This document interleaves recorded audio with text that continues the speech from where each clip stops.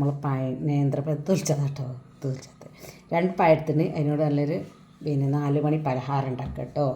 തൊലിച്ചതെടുത്ത് മിക്സിക്ക് ചെറുതായി കട്ട് ചെയ്തിട്ടിടുക.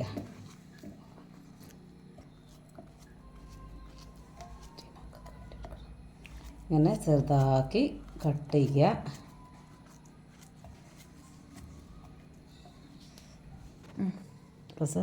അരിയാൻ നല്ല ബസ്മതി അരിയാൻ ഇത്തിരി വെള്ളം പാടില്ല, ലേശം വെള്ളം പാട്ടുള്ളൂ.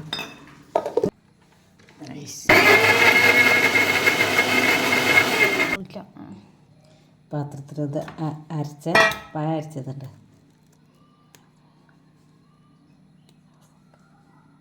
അരിപ്പൊടി ഇട്ടോ, ആവശ്യത്തിനുള്ള അരിപ്പൊടി ഇട്ടാൽ മതിട്ടോ.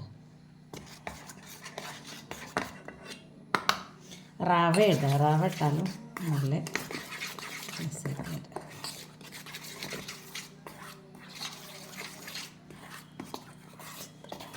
കുറച്ച് മധുരം വേണ്ടേക്ക് പഞ്ചസാര ഇടുക.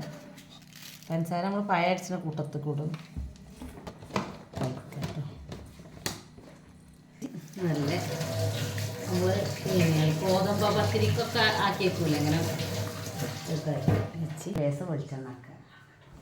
ലേസം ഇല്ല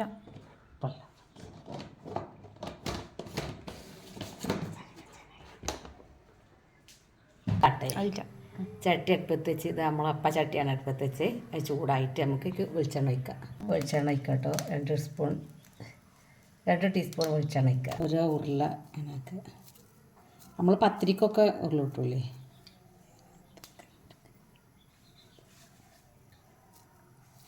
കൈമേലൊക്കെ പത്തിരിക്കൊക്കെ ഉരുളാക്കണം. അതിലിങ്ങനെ ഉരുളാക്കുക. എന്താ ചെറിയ 4 മണി പലഹാരം കേട്ടോ.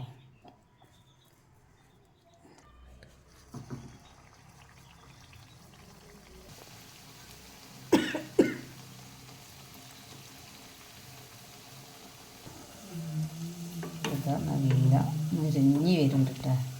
ഇതാണ്ട കളർ, ഒരു യെല്ലോ കളറായി വരുന്നുണ്ട്.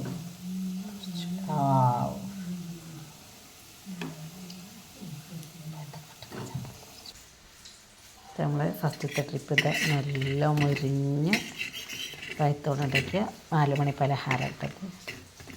ബാക്കിയത് ചട്ടിയിൽ ഇങ്ങനെ തിളച്ച് കൊണ്ടിരിക്കുന്നത്.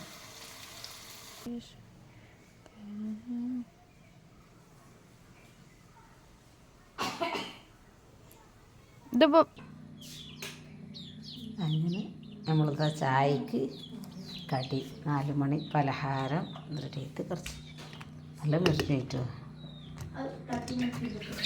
കട്ടൻ ചായയും 4 മണി പലഹാരവും ഒക്കെ. അങ്ങനെ നമ്മൾ ചായയും വൈകുന്നേരത്തെ ചായയും കടിയൊക്കെ റെഡിയായി. ഇത് കാന്താരി ഉപ്പിലിടാൻ വേണ്ടി കൊണ്ടുവച്ചേട്ടെ. ഇത് നമ്മൾക്ക് സുർക്കയിലിട്ട നല്ല രസമാണ്. സുർക്കയിലിടാൻ വേണ്ടിയിട്ട് കാന്താരി പറിച്ചുകൊണ്ട് വെച്ചത്.